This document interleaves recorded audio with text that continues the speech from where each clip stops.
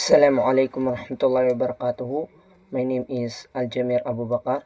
So, ito na yung karugtong ng lesson 6. So, dito na tayo sa color. Sa color is perhaps one of the elements that enhance the appeal of an artwork. So, ang color daw ay isa sa mga nagpapaganda sa isang artwork. So, kapag tumitingin tayo sa isang painting o anumang art is malaki ang epekto ng kulay sa atin. So, sinasabi dito, make response based on memory, emotion, and instinct among others.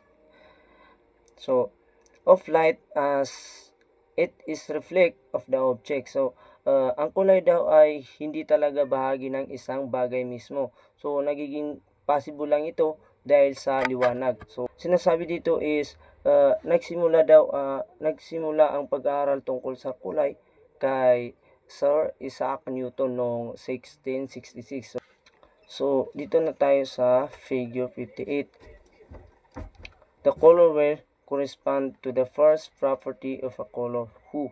So, first is hue. This dimension of color gives it names. It can be subdivided into. So, we have a primary colors, secondary colors, tertiary colors. So, sa value naman is, this refer to the brightness or darkness of color. So, sa hue is, so ito ay, may tatlong pangunahin to na color. So, ito na ang primary colors, hindi kaya secondary colors. So, kapag daw pinagsama mo ang primary at secondary colors, ay makakakuha ka ng tertiary colors. Sa value naman is, ito naman yung artist na para magbigay ng mga lalim at hugis para magpakita ng isang particular na mood o damdamin. So, ang color wheel is, ito ay isang representasyon ng color theory na unang natuklasan ni Sir Isaac Newton. So, ito ay isang mapa na tumutulong sa mga artist na maunawan kung paano gumana ang color at kung paano ito magagamit para makapagpahayag ng damdamin. However, we can identify the color when a range is presented to us. Expectations are also established based on the notion that yellow within the light value. So, ang kulay daw is halimbawa nito is inaasahan natin na ang kulay yellow ay ito ay maliwanag, like light value. Samantala naman ang violet ay ito ay madilim. So, bawat primary color ay may iba't ibang level na value depende sa dami at kalidad ng mga ilaw. So, sa tint,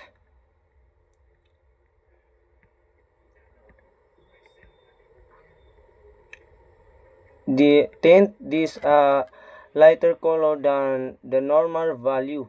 So, sa tint is tulad halimbawa nito is kapag daw pinag-combine mo ang white sa pula is magiging pink ito.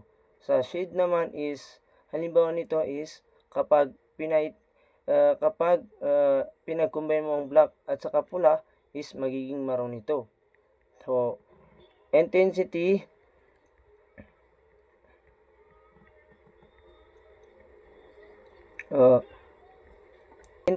naman is ito ay ibig sabihin nito is gaano katindi o kapansin-pansin ang mga color para baguhin ang intensity ng isang kulay. Pwede kang magdagdag ng gray o kanyang complementary color. We have the warm colors at saka dull o cool colors. Ang intensity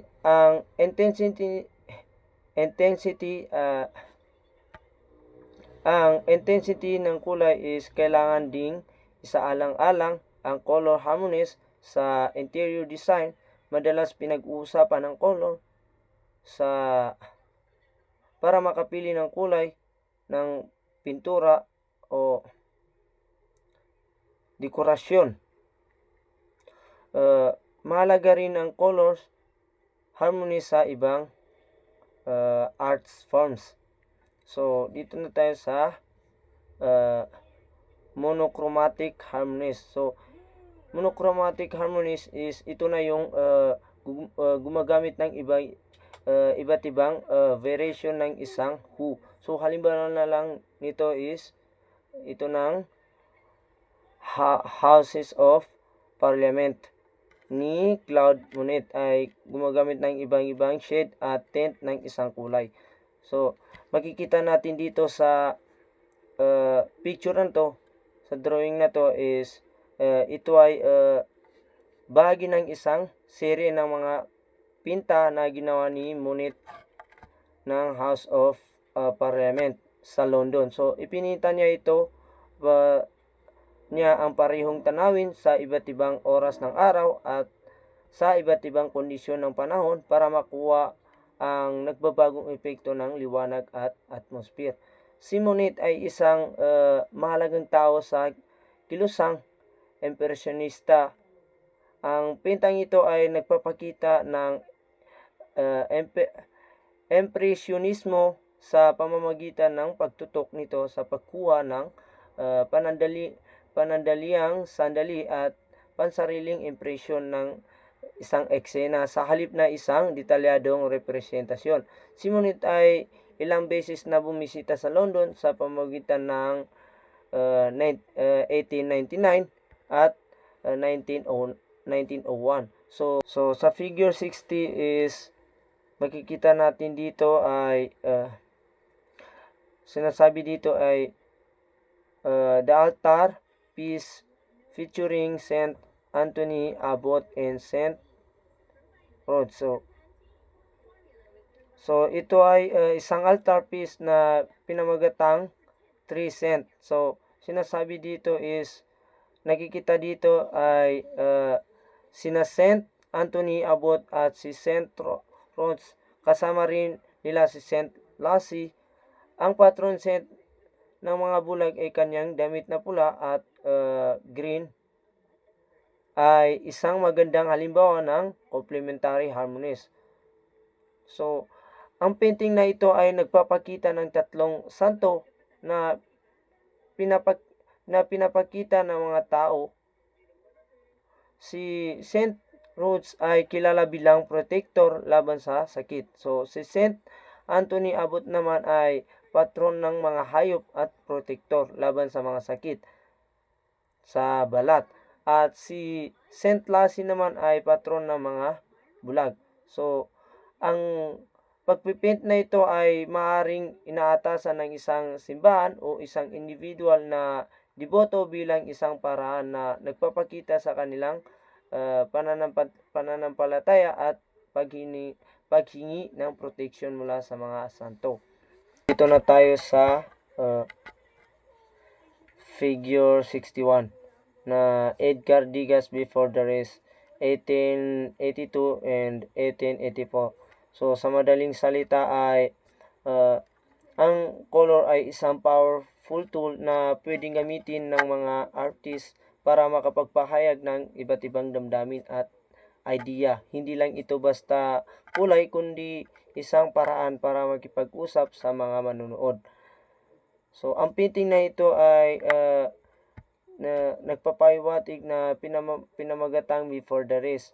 Ginawa ni Edgar Degas sa pamagitan ng 1882 at 1884.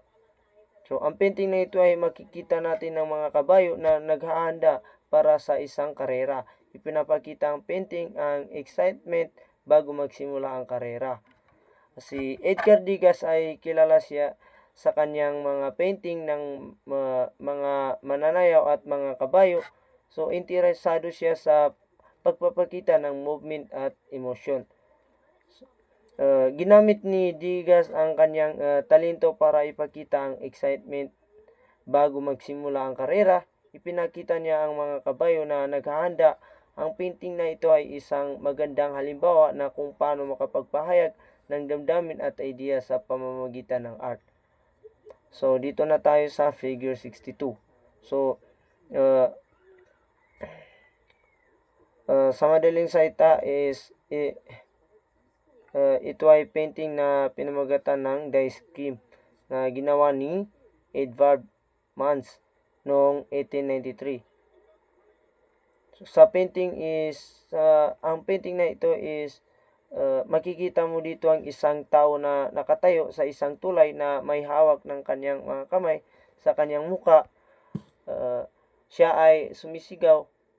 Ang likod ng painting na ito nagpapakita ng isang nagliliyab na kalangitan. So, si Edvard Munch ay kilala sa kanyang painting na nagpapakita ng damdamin at paghihirap. So, ayun lang. Thank you po.